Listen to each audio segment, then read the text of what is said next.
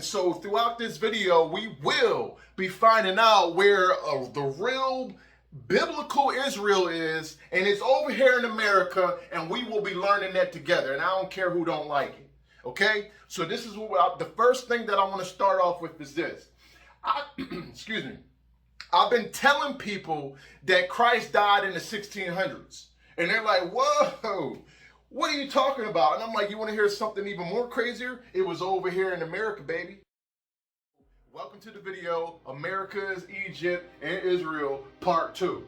So, the first thing I want to tell you guys is go to my description box after the video, and you're going to see references of other people talking about things that I'm talking about. Just because for y'all to be saying that I'm crazy for talking about this, there's going to be other people saying it too. So I want y'all to click on that. I was not able to complete everything that I wanted to talk about in my first video, so here's the second one, okay? And yes, I'm gonna be raw and uncut just like y'all like it, okay? The Lord used somebody from the gutter to come in here and teach you, because the people who are prim and proper and went to school and seminary school and all that, they fake and phony. I'm gonna give it to you real. I'm not standing up here trying to lie to you.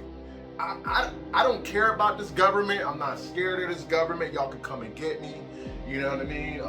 The Illuminati, I know that they're a bunch of pedophiles. I know there's a lot of crazy things going on in the government.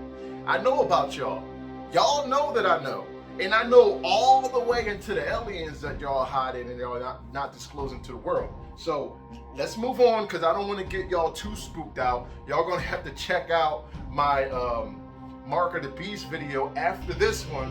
And so let's move on. So I got this map right here. I did a better job making America's Egypt and Israel part 2. Y'all see Babylon right here. Y'all see Egypt in the lower southern part of America. Y'all see Assyria. So where is Israel?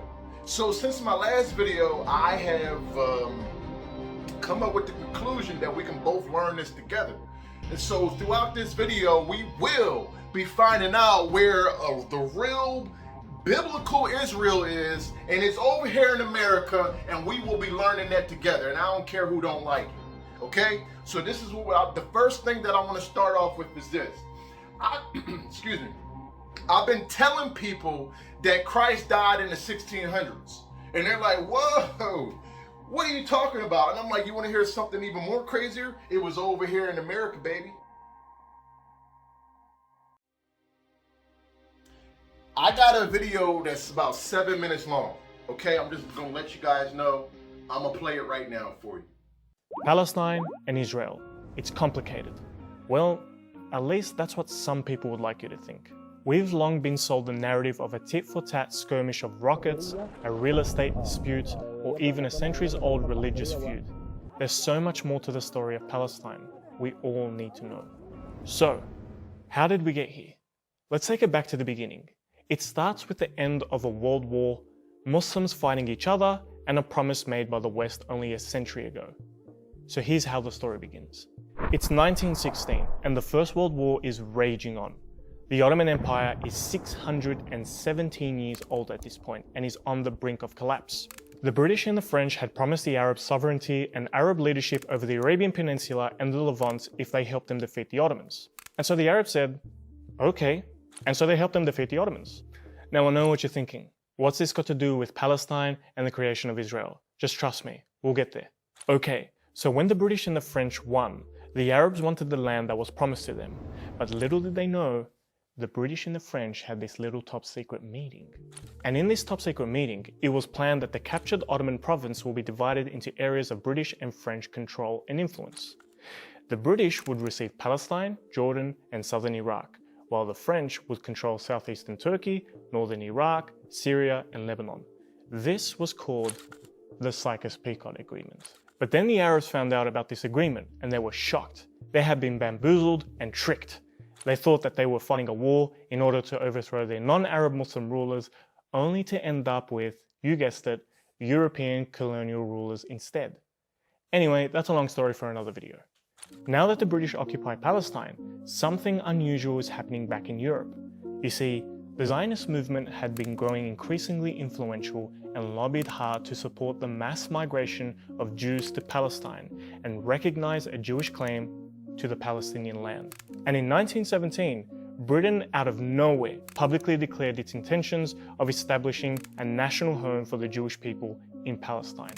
So the British just gifted Palestine, a country which was made up of 90% Palestinians, to European Zionists. They gave it just like you would give a box of chocolates. Historians still debate till this day why the British gave Palestine to Zionists. It's simply baffling. Now, at this point, the Jewish population in Palestine was less than 10%. So when the British started to facilitate the immigration of European Jews to Palestine from 1922 and 1935, the Jewish population rose to 27%. With the British mandate in full swing, mass European Jewish immigration meant that more land would be seized and the native Palestinian population grew increasingly worried. The Palestinians would demonstrate their concerns to their British overlords, but they wouldn't have it. European Jewish settlement was on the rise. The British proposed a partition of Palestine and even advised the forceful removal of the Arab population from their homes. And yes, this was their plan to resolve the issue. So the Palestinians naturally rejected this proposal and revolted against the British. The revolts were crushed violently, killing thousands of Palestinians. But the Palestinians wouldn't give up. They would continue their fight for independence, and the British were clearly fed up. So in 1947, the British decided to hand over the responsibility for Palestine to the United Nations. So basically, they just said, "Here, clean our mess." And so the UN proposed this ridiculous proposal again, where Palestine will be partitioned into a Jewish and Arab state. Remember, Jews in Palestine only constituted 1/3 of the population, most of whom arrived from Europe just a few years earlier. Yet, in this proposal, they were allocated 55% of the land. Feeling like they got a bad deal again, the Arabs rejected the proposal, and the Zionists accepted. However, here's the catch. The Zionists didn't agree to the proposed borders, and even campaigned for more land. So they agreed to an Israeli state, but didn't agree to the size of it, so they can just choose it for themselves. By 1948, Zionist militia would storm and capture Palestinian populated villages and cities, leaving thousands of Palestinians homeless and landless. The Zionists wanted to seize and cleanse as much land from Palestine before the British would officially withdraw their forces. And on the same day that they left, the Zionists proclaimed the establishment of the new Israeli state. Overnight, millions of Palestinians lost their country. And what's even more bizarre is that immediately the two superpowers, the United States and the Soviet Union, recognized the new state of Israel. And if it couldn't get any worse, May 15th, 1948 was perhaps one of the darkest days in Palestine's history. They called it the Nakba, or the catastrophe. To lose your country, your identity, and your home just like that is something truly horrifying. But that wasn't enough for those Palestinian men, women, and children. They had to be ethnically cleansed from their lands and driven into near total destruction. See, the creation of the State of Israel didn't just mean that 1.9 million Palestinians were forced out of their homes. Didn't just mean that 78% of historic Palestine had been taken from its natives. Didn't just mean that 530 villages and cities were destroyed and ethnically cleansed. And didn't just mean the killing of 15,000 Palestinians in a series of mass atrocities. It means that it was the start of something even more horrifying for the Palestinian people.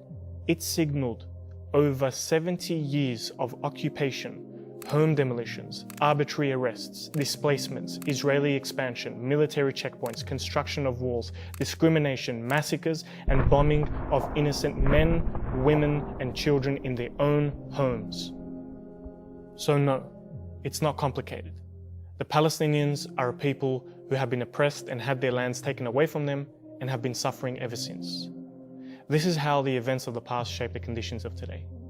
This is why it is important to remember and reflect our history before it repeats itself again. Because Allah knows we don't need it to happen again in another part of the world. I'm showing you the beginning stages of how they completely orchestrated this fake event inside history with placing these fake Jews into this land. Now, they literally took this land from Palestine, from Palestinian people, and just called it Israel. They literally just did that. Now, one thing I wanted to tell you guys just real fast. I was working with this guy who was from Palestine, and I got like literally 8 hours to work with this guy. I mean, shoulder to shoulder. And I knew he took a liking to me or whatever, but once I started talking like this, like I'm talking now, he was like, whoa, like this guy will kill for me at that moment. I seen the look in his eyes. The thing is that I started talking about Palestine, and I started talking about how Israel literally, took the land and all that. How the fake Jews took the land, not Israel, the fake Jews. And he was like, yeah, man, like they took our land and they won't give it back, and this is why it's war and stuff like that. So I just want to let you know that I actually talked to somebody that was born and raised in Palestine, straight up. And so it was real interesting because he wasn't prepared. Not saying he wasn't prepared, but he was just, intrigued that somebody knew like more of his history than he did. And he was just so he was just so grateful to be talking about that type of stuff. He was just so happy that like I was his best friend at that particular moment. But I want to keep it moving right here. So what was Israel called before 1922, right? It was called Mandatory Palestine. And listen to this. Mandatory Palestine is how the territory that today is made up of Israel. The West Bank and Gaza Strip was referred to when it was under control of the British authorities in 1920s. So the British authorities had control over it. Remember I said them Brits came to America and enslaved black people? Well, now you understand. They be doing all kinds of weird stuff. Queen Elizabeth, her parents, her husband's parents, all them royals. And the reason why I know y'all gonna say her parents, her husband's parents, listen, they intermarried. Check out my video where I talk about Queen Elizabeth being a lizard, just in case y'all didn't know. Okay, so who owned Palestine first? Palestine's early roots. Listen to this. From about 1517 to 1917, the Ottoman Empire ruled much of the region. When World War I ended in 1918, the British took control of Palestine.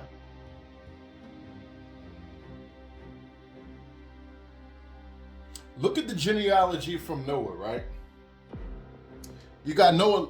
Now pay attention to the left side of this picture, picture that I'm trying to show you. Look at Japheth, the line from Japheth, right? If you see Gomer, who is Gomer's child? It's Ashkenaz, right? Am I lying or not? Doesn't Gomer have a child of Ashkenaz? Who do those people over there call themselves? The Ashkenazi Jews. Okay, so you have a group of people controlling this fake land of Israel, calling themselves the Ashkenazi Jews, when clearly I'm showing you, and let me show you another picture too, just in case that was the blue one. Here's a little white one. The genealogy table of the descendants of Noah. Look at Japheth once more. Go over to the left side and look at Gomer. And what do you see again? Ashkenaz Jews.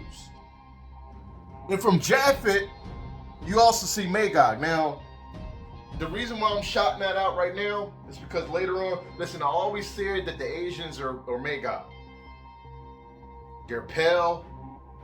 Asians are Magog. It is what it is. I'm going to get off that subject because that's a subject for another video. Look where it says where Ashkenaz is. You got Turkey. It's in Turkey. The ships of Tarshish in the Bible, come on. That don't have nothing to do with no Israel. Come on. Y'all need to put y'all head together. Alexander the Great rose up. He was worshiping the devil. He rose up. He started doing some witchcraft. A lot of people that he was with was witching into witchcraft. Everywhere he went, he was able to defeat his enemies through witchcraft. He ruled the world. He was a homosexual. He went everywhere in the world, ruled over people, and came to America, and came to Babylon. He seen the Persians, wiped them out. Moved more into Egypt. Egypt destroyed all the leaders and all that. And then they were happy because he took away their oppression. So, in the book of Daniel, it talks about 4 beasts rising up. I really don't want to get into this because I actually explained this inside my first video. That Nebuchadnezzar was the first beast, which was the Babylonian Empire. The second beast came, which was the Persian Empire, destroyed. Every time they came to America, they ruled over Babylon, which is now today is Washington, D.C., but before it was in Philadelphia. Y'all can go and check this out. I'm not going to go ahead and give y'all this information. Y'all got to do your homework yourself. The original Washington, D.C., where they had the headquarters, where all the paperwork was filed and all that, was in Philadelphia. They didn't switch it. But all this region is Babylon, so it really don't matter. Every time that a new king came to America, they came to Babylon and ruled over. It's like some satanic headquarters where if you rule from here, you get to rule the whole entire world. That happened. I don't care who don't like what I'm saying. Right over here, Nebuchadnezzar came here. When Daniel got captured, he got escorted to Babylon. Come on. Washington, well, at the beginning, he got escorted to Philadelphia. Then the Persian Empire came, took over, wiped up a couple of people. And the reason why they was able to take out a lot of people so fast is because they was actually intermingling. The Persian Empire really was like cousins to the Babylonian Empire. They was able to take over swiftly like that. So now you had Alexander the Great that rose up, right? Came over to Babylon, took out some people. Came over to Egypt, took out some people. Now look, I'm going to say it like this because I have to say it the right way. I have to say it the right way if y'all don't get this. Alexander the Great was a homosexual. Alexander the Great was a devil worshiper. Alexander the Great did come over to America and literally say, you know what? I'm going to treat people fairly. I know that sounds crazy as I don't know what. Like, what are you talking about? A Satanist treating people fairly? Listen, yes. He came over to America and started treating everybody in good manner. He liked the Israelite women. He said, "Dang, I wish our women." He said white women. He wished white women was literally the same as black women. I'm gonna be honest with y'all. That's what he said. Y'all can read any book. Y'all see what I'm talking about. Y'all know what I'm telling the truth. So Alexander the Great, when he came over to America, it wasn't a strong arm. It wasn't like slavery. Everybody. No, everybody was loving this guy. They was like, yeah, but that was the Antichrist. Before Christ actually came on this earth, that was anti-God. He was literally, a devil worshiper. But everybody embraced him because he was on some like friendly type stuff. Now, when this new Antichrist comes, he's gonna be on some friendly type stuff, and everybody's gonna embrace him, but he's gonna trick y'all.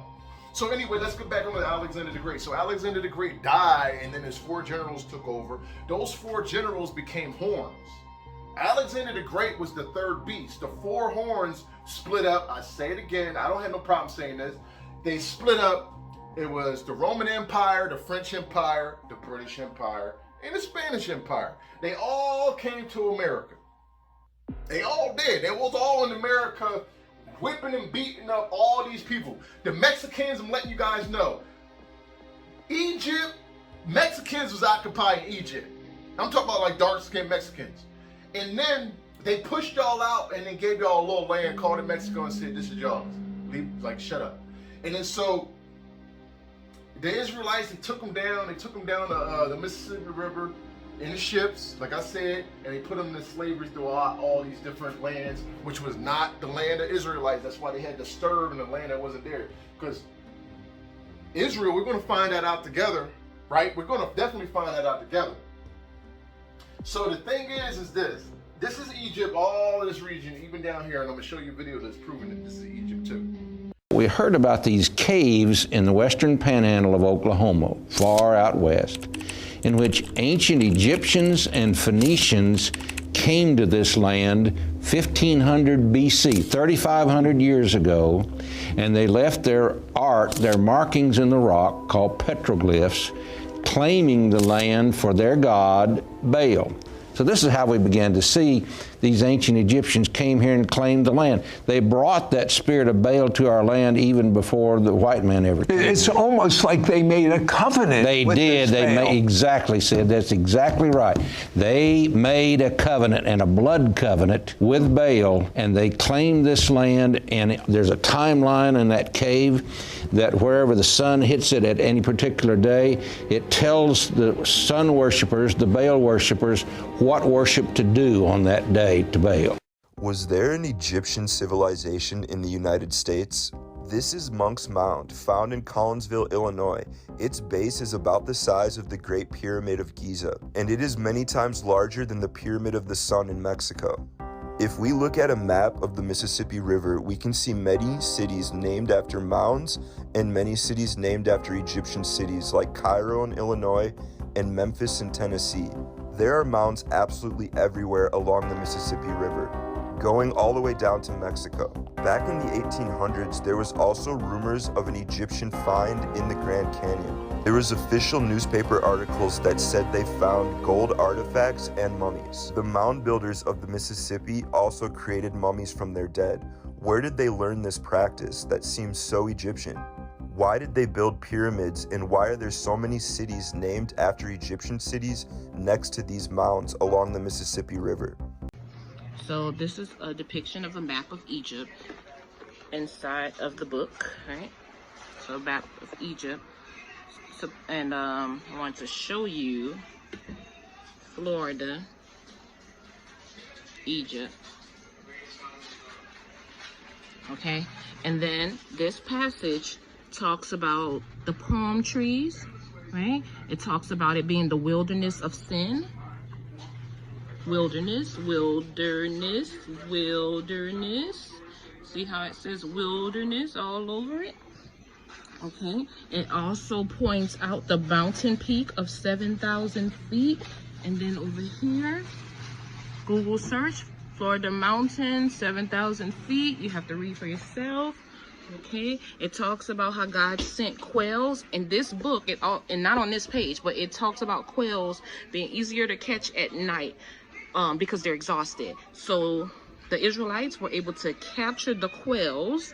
That's in here somewhere too. Okay, so first murmured, that means there was crying and complaining, and then they sent quails. God sent quails, and manna fell from the sky. Manna is inside of the Ark of the Covenant. Okay. And then Moses used a rock to make water because he was filtering the salt water that's in Florida to make drinkable water for the Israelites, okay? So if that's not enough proof for y'all, I don't know what is. And to add that Florida's state bird is the mockingbird, and they decided, trying to find it for you guys real quick. They decided as of 2021 that they were going to, here it is, the flamingo is in the running to replace the mockingbird as Florida state bird. They were mocking God, and this is why they constantly get the bad weather, because they were making a mockery of God when God was trying to help the Israelites get through the land with Moses. You have Alexander the Great dying, and then 4 different generals splitting up and not really agreeing. Now, 2 of the generals became a democracy, two of the generals became a republic, and then they took on the characteristics of that. The original characteristics of Alexander the Great's kingdom, which was the kingdom of Greece, which I keep saying that, like, you know, most people speak Greek and they call it English, and that's not true, Greek. But the democracy came from Alexander the Great's kingdom.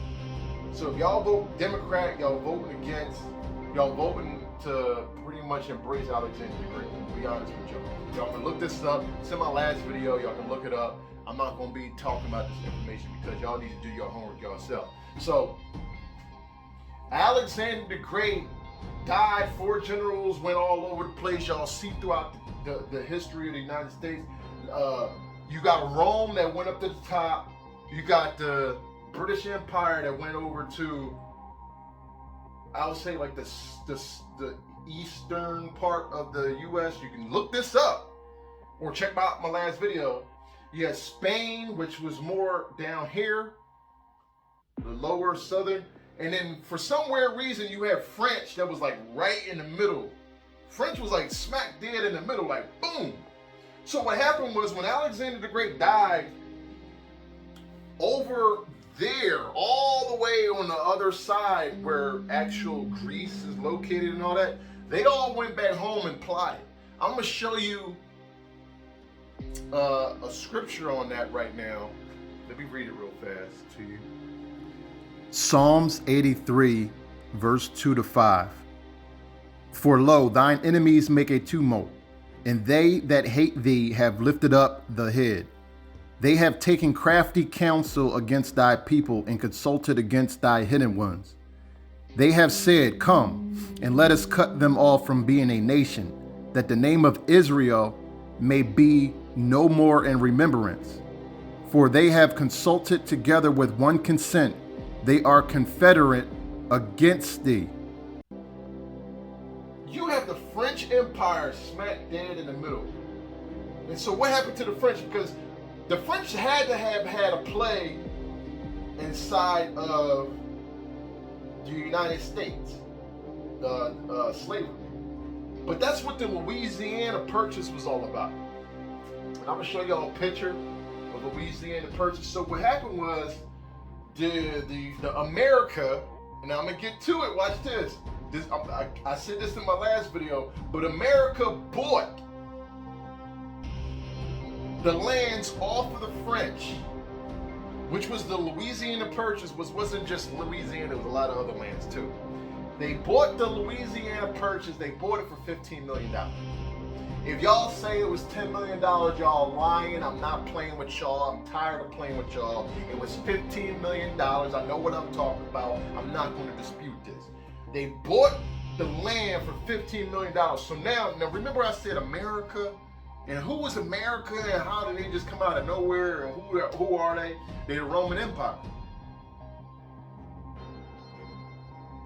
Who was America named after? America Vespucci. Okay, let's look at his background. Let's look at who America Vespucci is.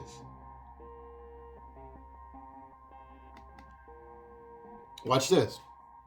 America Vespucci was an Italian merchant, explorer, and navigator from the Republic of Florence, from whose name the term America is derived. Between 1497 and 1504, Vespucci participated in at least 2 voyages of the Age of Discovery, first on behalf of Spain and then for Portugal. Okay.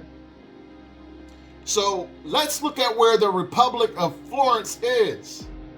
Okay, now look, the Republic of Florence, known officially as the Florentine Republic, was a medieval and early modern state that was centered on the Italian city of Florence in Tuscany, Italy.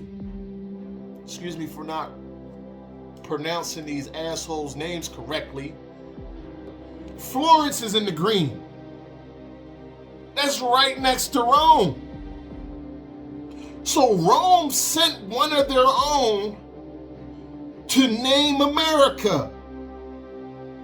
They sent one of their own to name America. He was an Italian, from Florence, right next to Rome. And here's the Louisiana Purchase right here. He sent him to purchase this for $15 million. All it is. The Louisiana Purchase from 1803 to 1804. It was Montana, North Dakota, Wyoming, South Dakota, Minnesota, Nebraska, Iowa, Colorado, Kansas, Missouri, Oklahoma, and Arkansas, and Louisiana, obviously, because it's Louisiana Purchase. So I'm letting you guys know that it extended more. So my last video, when I was talking about Rome is America, I just literally just proved it to you that it is. And for y'all that are lost, like, you think I'll just be getting up here talking all this bull crap for no reason at all? You think I'm making all this up? Y'all ain't never gonna learn. Y'all paying all this money to go to college. Don't even realize y'all, when y'all die, y'all gonna burn in hell. Don't even, look, I'm being real with y'all. Y'all ain't following God. And remember the last time I was talking to Negroes? I'm talking to all y'all assholes right now. Y'all all gonna burn in hell when y'all die because y'all don't believe in God. Y'all don't believe in Christ. Y'all don't follow the Bible. Y'all don't pray and fast. Therefore, y'all going to college. Y'all paying all this money into something that's just going to get ripped right from underneath y'all. The Bible is prophesied that Babylon is going to be destroyed. And I'm going to say something right now, and the government going to have to come and get me. This is original Babylon. Everybody that was in the Bible before the Bible was written for the book of Revelation, I'm talking about the book of Revelation, everybody knew what Babylon was, so it wasn't no mystery. Remember, Daniel went to Babylon. So he was telling his friends, like, yeah, I'm getting carted off to Babylon. So he knew where Babylon was. Everybody knew where Babylon was. It was kind of like saying, hey, I'm going to Washington. You see what I'm saying? So this is not Mystery Babylon. There is a Mystery Babylon. So watch this. And y'all going to have to come and get me. I'm telling y'all right now, y'all going to have to come and get me after this. In the book of Revelation, it talks about the Babylon being the mother of all harlots. That's America. It talks about America having a daughter, and then that daughter becoming Mystery Babylon. Who was it? It was Israel. That fake land over there is Mystery Babylon, and it's prophesied to be destroyed. Oops. I said something that somebody wasn't supposed to say. Y'all just gonna have to come and get me. I'm keeping it just like that. So the thing is this. Israel is Mystery Babylon. Y'all Jews better get up out of there and y'all better repent. Just straight up, just like that. Y'all gonna have to come and get me or take this video down. Y'all gonna have to do one or the other. I'm telling the truth. I'm not hating on Israel. You say that I'm anti-Semitic. I'm telling the Jews right now that are in that land to accept Christ as your Savior and get up out of there. Because the Bible's prophesied that Mystery Babylon get destroyed. So if you're in that land, and we all know that there ain't really that much of God's chosen people over there, which is the black Hebrew Israelites of the Bible, we ain't over there. But you have all these stupid people that's talking about, oh, we need to flee over there. Shut up. We over here in America. It's diverse because we was all over here to begin with anyway. You got Mexicans that was here, you have Persians, you had all Syrians, you had all kinds of people of a skin color that was over here. Okay? Now just leave it alone. So we're gonna go ahead and we still got a lot to do. I told you this video was gonna be long. See, the thing is that we still haven't even showed where Israel is. Where in the world is Israel? So, as long as I keep talking, we're going to come up with a conclusion. We have to find out where Israel is. We know where all this other stuff is. In the book of Revelations, chapter 16, verse 12, King James Version, obviously. And the sixth angel poured out his vial upon the great river Euphrates, and the water thereof was dried up, that the way of the kings of the east might be prepared. The river Euphrates is drying up. That river is drying up. they're doing that on purpose so you fools can say, look, look, look, it's drying up. But I said that Israel is over here in America. So we have to check to see if the Mississippi River is drying up, because it's the river Euphrates, okay? In the Bible, they changed the name to fool the whole entire world. The Mississippi River is drying up. Water levels are approaching record lows. Barges are getting stuck on sandbars in unprecedented numbers. Many ports and docks no longer have water deep enough for commercial boats to safely reach them. And this is a problem for the whole country. The Mississippi River, a lot of people just think of it as this beautiful, large, historic river in the middle of the country, but really it serves as a transportation highway for a lot of industry. The river is a critical shipping route for agriculture, oil, and building materials. And the Mississippi watershed, which includes all the creeks, streams, and lakes that feed into the Mississippi River, is the largest in the U.S. Farmers in Iowa, they harvest their soybeans and they put them on barges and send them down to the port below New Orleans, and then it's sent to China. Chemicals are processed in Louisiana and sent upriver to the Ohio, to factories in Pittsburgh. The central part of this country thrives in part on industry moving goods and services up and down the river. October is traditionally a month of low water on the Mississippi, but this year, the river's water levels are approaching lows not seen since 1988. And if that's the case, the river at certain points is just going to shut down for commercial traffic. The water has gotten so low that a shipwreck was exposed along the banks of the river in Baton Rouge, Louisiana earlier this month. Archaeologists believe it sank in 1915. In recent weeks, there have been over 20 blockages on the river and backups of thousands of barges per day. When a barge gets stuck on a sandbar, it's a real expensive mess. Another barge has to come. You have to bring equipment to remove that material and put it in another barge to the point where it will float enough so that it can get off the sandbar. In some cases, the towboats, which pull dozens of barges each, have hit sandbars so hard that the barges they're towing disconnect. And that's dangerous for bridges and other boats. Riverboat cruises have also halted due to low water levels. Industry leaders say if water levels stay this low or get even lower, the tourism industry will take a massive hit. So what's causing the river to dry up? It just did not get enough rain this year, particularly in the upper Ohio River Valley. Normally, this is hurricane season in the south. Some hurricanes will plow into the United States and then become enormous rainstorms that go up into the Ohio River Valley and dump a lot of rain. That didn't happen this year. And industries that rely on the river to transport goods don't have many alternatives. It's not as though a farmer can just run to the railroad and that solves the problem. The rail system is so pressed right now, and they have labor shortage issues. They have capacity issues that they're running into. But sticking with the river will be costly for farmers. Normally, shipping along the Mississippi River is the cheaper option. But with fewer boats and barges able to transport goods, prices have shot up. For example, the cost of sending a ton of corn, soybeans, or other grains from St. Louis to southern Louisiana has jumped over 380% since October 2021. The fall harvest season, which usually peaks in October, is the busiest time for agricultural products. If you can't get a rail line out, your soybeans are just sitting in an open field. I mean, a lot of farmers are hesitating to even harvest right now. But if let's say there are massive rainstorms and your soybeans are just sitting out there, that could really, really, really be disastrous. This disruption along the river comes at a time when the war in Ukraine has prompted huge demand for American agricultural products. And farmers were very excited. They can't get their stuff to market. They can't get it to market, not easily and not cheaply. Over the last few weeks, the U.S. Coast Guard has imposed restrictions on the depth that commercial boats and barges can sit in the water, and on the number of barges that tows can pull. Both actions are to try to stop barges and boats from getting stuck. But industry leaders say it's not enough. There's no real answer except for the rain. There's hope that beginning around December, rain will start to fall in the Ohio River Valley to an extent where it'll start to bring that water back down to the Mississippi and things will get better. If not, we're all in a lot of trouble. We're going to talk about the Dead Sea over here.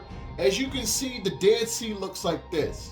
You got the West Bank You got the Dead Sea. Underneath on the left side, you got Israel, and then you got Jordan on the right side. Over there in the Middle East, in that fake land, you have the Dead Sea. The Dead Sea, in comparison to right here, this is Drodas. I'm not going to be, that good at it. This right here is Salt Lake City, Utah. Right there. Salt Lake City, Utah is the exact same as the Dead Sea. It's the exact same thing. You can't, it's twins. So why are you saying that over there is Israel, but you ain't saying, wait a minute, over here is Israel? Joshua 22, verse 7. Now, to the one half of the tribe of Manasseh, Moses had given possession in Bashan. But unto the other half thereof gave Joshua among their brethren on this side Jordan westward. And when Joshua sent them away as unto their tent, then he blessed them. Okay? So he's giving out land. And I want to show you guys this. The Jordan River drains now watch this, because y'all like, what, the Jordan River? Listen, there's a Jordan River in Salt Lake City, Utah. Let me pull up the picture so I can show you guys.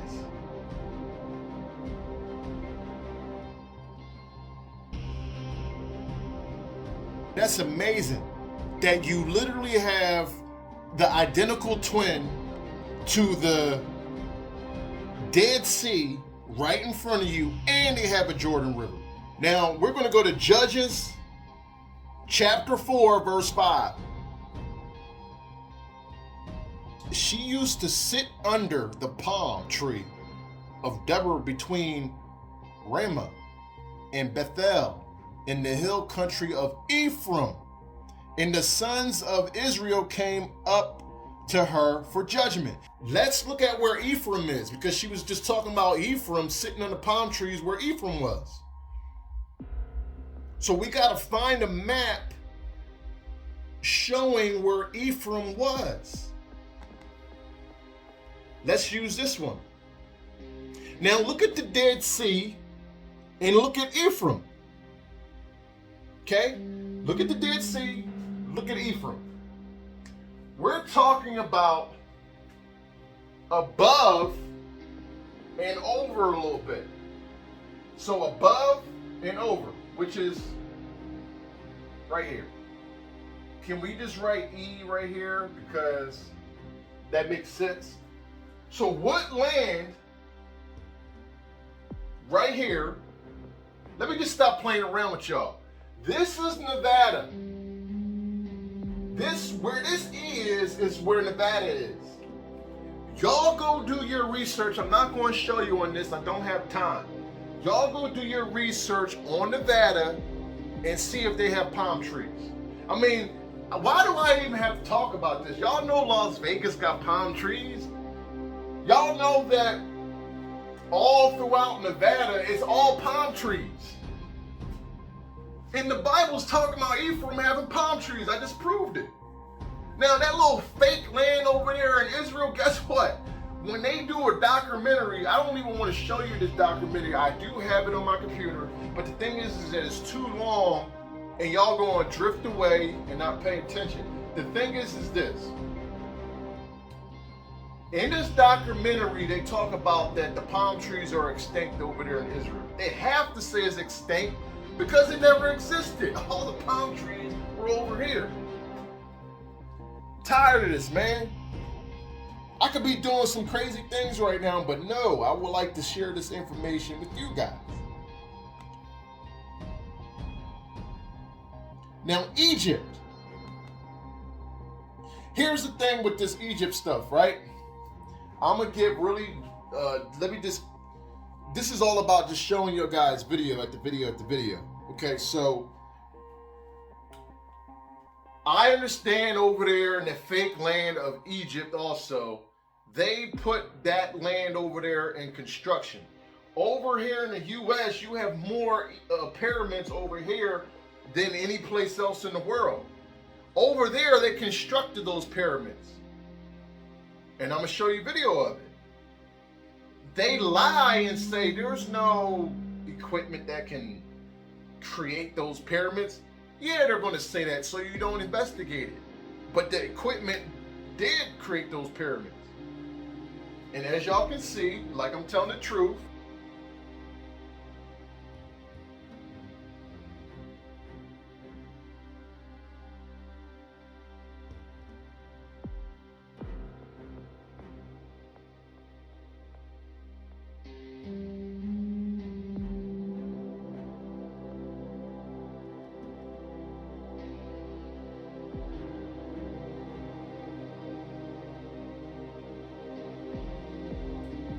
y'all see them constructing those pyramids. So I'm not lying about it. They constructed those pyramids. It was all orchestrated. And I want you guys to know that there was ancient artifacts found in America with Roman artifacts, Israelite artifacts, and I'm gonna show you guys videos of it. And it's gonna be video after video after video. Y'all gotta stay, y'all have to pay attention to these videos. The heathen raged, the kingdoms were moved. He uttered his voice, the earth melted.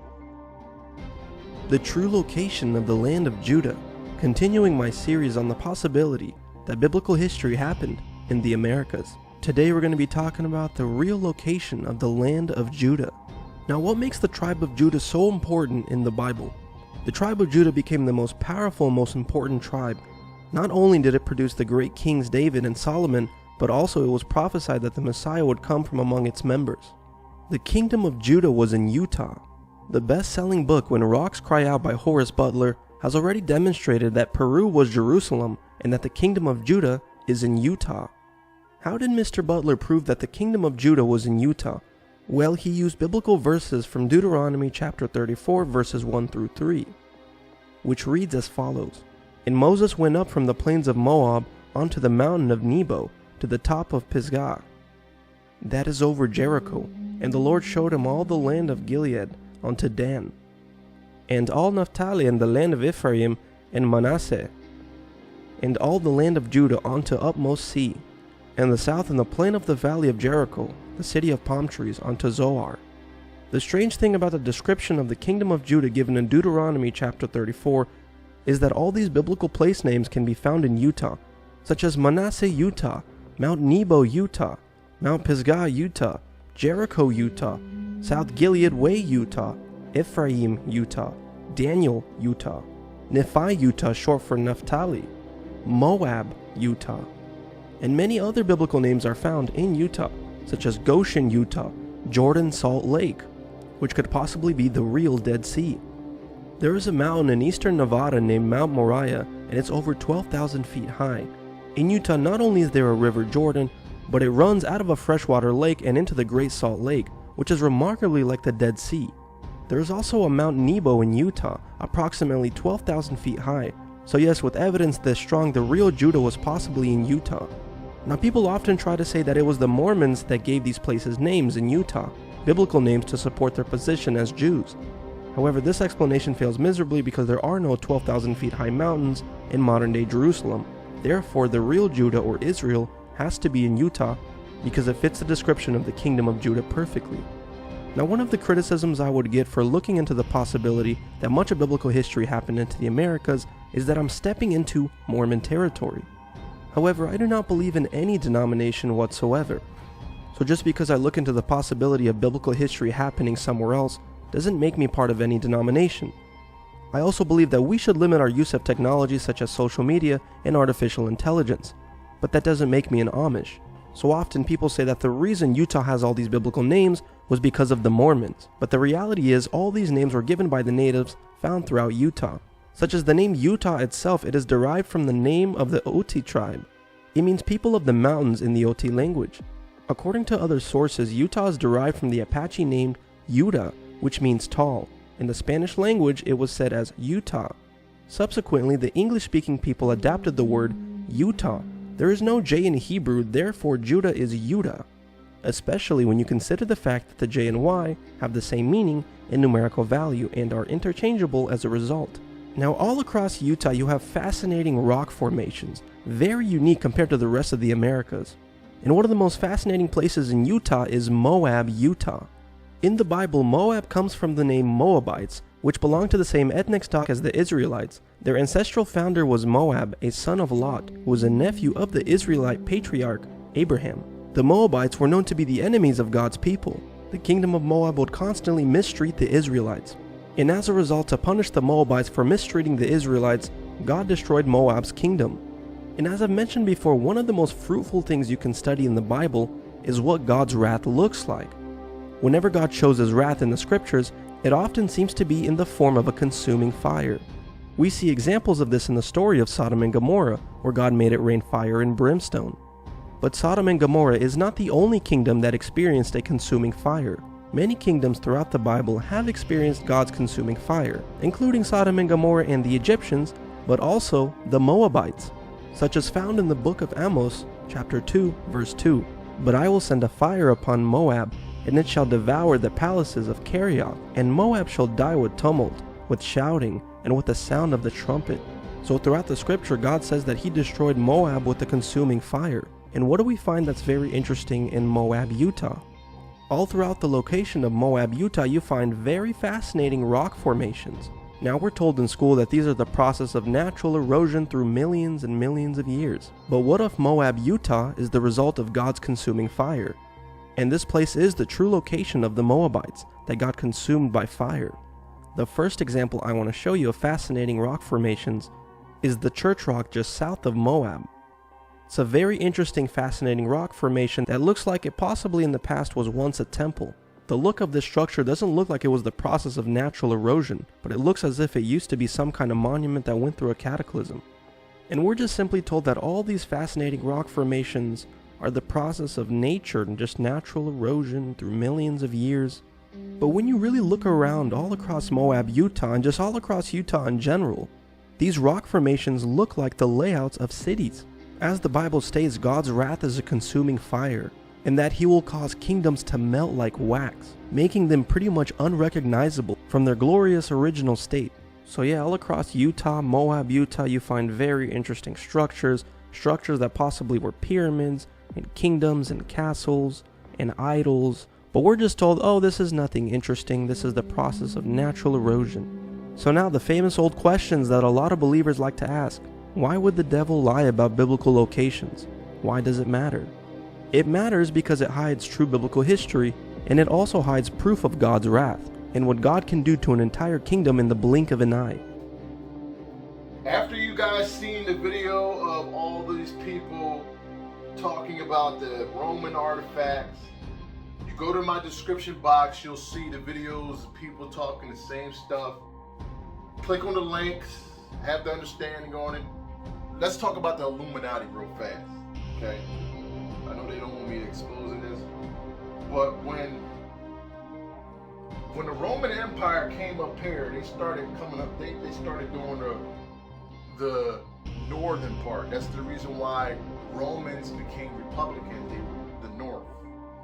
When they ruled the north, they took in what Israel was, and they took in, that's why they became the Holy Roman Empire, because what they do is they steal from your culture and claim it as theirs and put their paganism on it, and then mix it all up and give it back to the people. That's where Christianity came from. That's why they have Christ on the cross. That's why they have Christianity. That's why they have the Roman Catholic Church, because they took all of that. All of the artifacts, they have it under the Vatican. Now the British Empire, now look, the Spain, I'm gonna tell you about Spain. Spain was more like this part down here. They really didn't have a role in America. They were more in the islands area. So they really don't have much of the taking or whatever. But the French, before the French could take anything, they did the Louisiana Purchase, and part of the agreement was that the French would have to leave. Now, the British didn't leave. They fought with the Romans back and forth. But watch this. I'm gonna expose the Illuminati right now, and I'm gonna expose Hollywood. Okay? The British came down here to the south, and they picked up the Egyptian culture. Now, watch this, because I'm gonna show you something right here. It's just a picture. That's all. That's all you guys see. It's a picture. The Egyptians was practicing Freemasonry. So Freemasonry belongs to the Egyptians. But then you have the British Empire that stole the Egyptians, and they went back to their land. They went back to to Britain. All of the celebrities and the politicians that be throwing up the pyramid is because they're part of the democracy, which is part of the Democrats, which is part of the Confederates, which is part of the KKK, and it's all Freemasonry, ran by the British Empire because they stole the practices from the Egyptians. Meanwhile, the Vatican, even though they're still satanic, they stole the practices of the Hebrew Israelites. That's why the Pope and everybody claim to be holier than thou and talking about Christ and the cross and all that, because they stole it. That's what it is. And they've been battling back and forth with demonic energy for like 400 years now, and we don't have no idea what they're doing, and I do. And it's all going to be destroyed because witchcraft is going to be cut off, and I don't care what they got to say about it. Babylon is prophesied, Mystery Babylon, I'm sorry. Mystery Babylon, which is not this, it's Israel, is because it was created after Babylon, which is the daughter. Mystery Babylon is prophesied to be destroyed. And when the beast destroyed, everybody's going to be like, what? We thought that those were God's people. So then they're going to start losing their minds. The black Hebrew Israelites are not. They're going to be like, Yah's looking after us. But then the white people are going to lose faith. They're going to be tested because they're going to be like, but the Bible says that God's people would never be destroyed. And those people are going to be wiped out, and they're going to be clueless. Like, I thought the Bible said that God's people would never be wiped out. The land of Israel will always be safe. When they see that land flat, they're going to be like, what? And they're going to give up on God. But that's when the black Hebrew Israelites are going to rise up. Y'all like how I'm saying this, right? Now ain't nobody going to tell y'all the way I'm saying it right now. So, Jay-Z, who works for the Confederates, who works for the Democrats, who works for the democracy, who works for the same people that took his people into slavery, who works for the British Empire, the same people who worship the devil. He throwing up the pyramid, the rock sign all the time. He's a sellout, and that's exactly what you are. And if he was right in front of my face, your camel nose would get smacked right off. The reason why I'm saying what I'm saying is because Hollywood, I already said at the end of my America is Egypt in Israel part 1, at the end of that video I said that the British Empire set up Hollywood. They set up Israel, and then Israel set up Hollywood. And Hollywood has all this Freemason, devil worshiping, Egyptian nonsense. It's all going on over there. And they be taking kids, raping them. Yes, I said it. They be taking kids. They be snatching them up. They be putting them in underground dungeons and bunkers, and that pissing me off right away. They be doing all that stuff, and y'all ain't even paying attention, and it's big money. They be sacrificing children.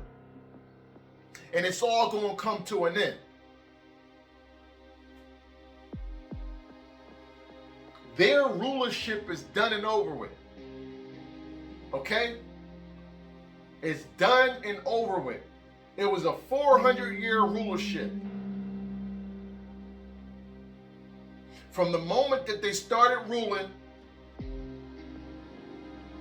till, I'll say a couple years from now, it's done and over with. You're gonna, and because of that, you're gonna start seeing America crumble and collapse. And everybody that don't understand the truth is gonna be like, what's going on? I can't believe it. Why is America crumbling? The reason why America is going to crumble is because the Lord is taking away the dominion of these satanic bastards who had us in captivity for 400 years. And it's not just black people. I'm telling you, when people were able to receive Christ, it went out to the whole world. The whole world is enslaved. The whole world is enslaved. We have a big veil right around our eyes and we don't even know how to open up. Why are y'all still focused on that land being the land of Israel when that land is going to get wiped out? Y'all think that these y'all know, I'm sorry, y'all don't think, y'all know that these fake white people are Ashkenazi. I literally just proved it at the beginning of this video. So they come from Japheth. The real Israelites come from Shem. So the thing is that y'all, black Hebrew Israelites out there, y'all know that these white people are lying to you about who the real people are. Y'all don't think that they lying to you about where the land is too? They don't want you to know that the land is here because you're already over here and they don't want you to take it over. That's why they're not going to tell you the truth. We did not come from Africa. Them Africans been over there. They don't even look like us, cuz. Why are y'all acting so silly, man? Them people don't look like us. They did not go over there and grab Africans and bring them over here. These white folks, and I'm not being racist, I'm just saying, you know, it is what it is. The Greek Empire came to America and started beating down all races of people. Started wiping out Mexicans, started wiping out Negroes, 12 tribes, this person, that person, and third. They took out the Persian Empire, all that. And so they needed to create an empire, so they tricked black people into selling their land and joining them and being slaves. Straight up. It is what it is. And y'all still believe and y'all focused on that land talking about we need to go over there. Which y'all part of the damn Illuminati too? Y'all believe this? The land is over here. I don't know how much y'all want me to do. Do I have to come out with a part 3? It'll be my pleasure to come out with a part 3 if y'all don't believe this.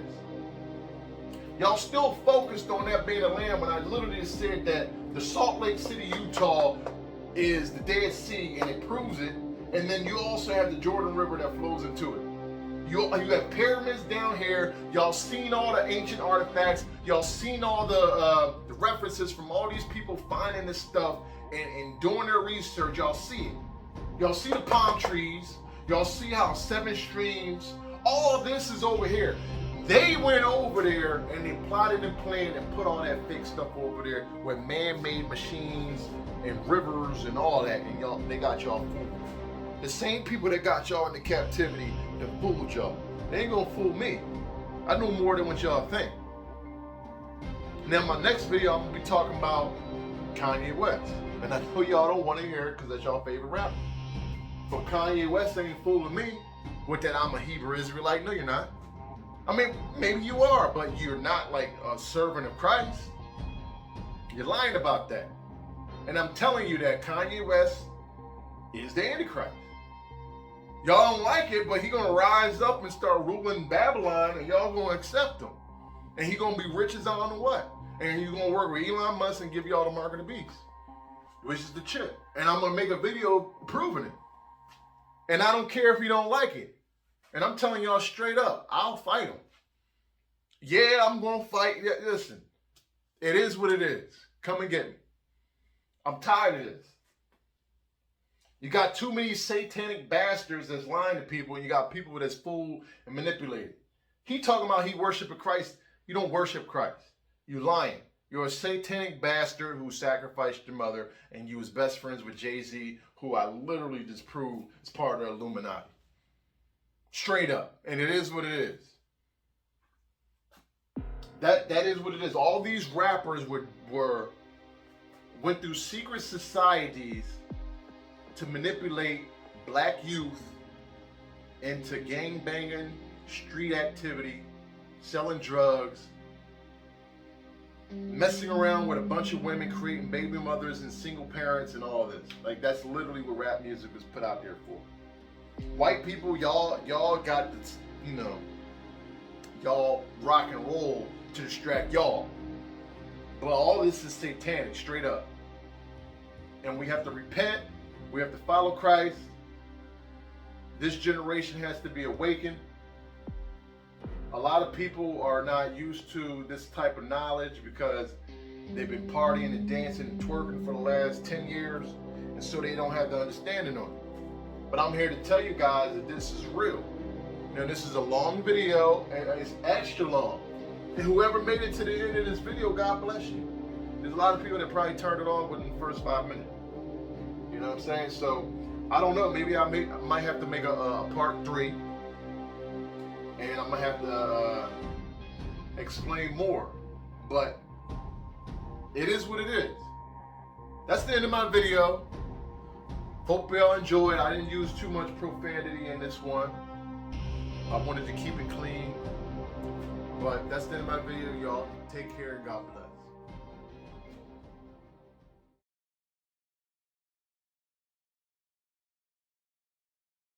Also, I want to point out something to y'all.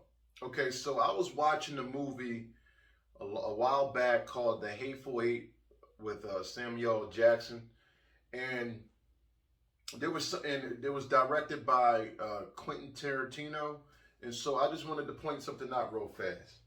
At the beginning of I'm gonna play it right here for you. At the beginning of the opening scene of The Hateful Eight, it shows a depiction of Christ being on the cross. And when I seen this, immediately I was like, you know, they're hinting out to something. And the first thing that I registered was, okay, Christ died in this region. Because why else would they be hinting out back in the 1800s that there's crosses and there's people hanging? Like, this land right here is Wyoming. And I'm going to show you a map on how close Wyoming is to Utah. And so now you can see that Wyoming is very close to Utah. And so therefore, most of the land of Israel was actually around the regions of Utah. So the lands that's next to it, I believe that you got, you know, Nevada, I believe that you got Wyoming, and all those surrounding areas represented Israel. And so if the Romans were up in the north putting people on crosses, that movie is giving out a hint that that region was where they was putting people on crosses. You know, why would they throw that in the movie? Since when in the history of the United States that you learned that they were hanging people on crosses? Wasn't that supposed to be something that happened over there in the Middle East, in Israel, in that fake land over there? So why are they representing it being over here in Wyoming? People being on crosses. Y'all have to connect these dots. See, the Hollywood elite, they put this stuff in the movies because these people know. They know it just like that's like me becoming a movie producer. I could put a lot of stuff that I learned inside the movies. So, and then when people want to learn, they can go ahead and watch the movies and they can see. It's called speaking in code. So they're giving us a representation of Christ in that movie. Now, we all know that Christ risen, and so he's not on the cross, but they're putting that in the movie for what reason? It's to hint out to people like me to say they were hanging people at this particular time on crosses, and back in the time period where they were riding on horses. I just want to let you guys know that.